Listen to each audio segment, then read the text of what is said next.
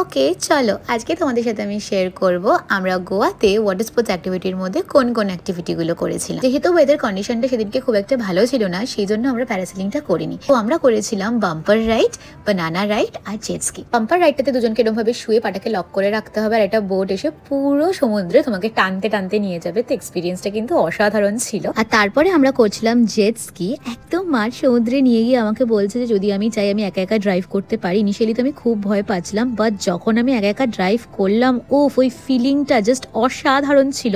আমি জানো তো কোনোদিনও সাইকেল বা স্কুটি চালাইনি, বাট এই জলের ওপরে এই বাইকটা সমুদ্রের ঢেউর ওপর চালিয়ে যে আমার কি মজা লেগেছে, বিউটিফুল লেগেছে।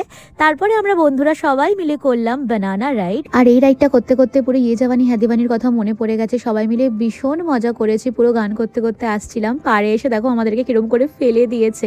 ইভেন মাঝ সমুদ্রেতেও আমরা সাঁতার কাটছিলাম। তো দারুণ কেটেছিল আজকের দিনটা। So yeah that's it for today.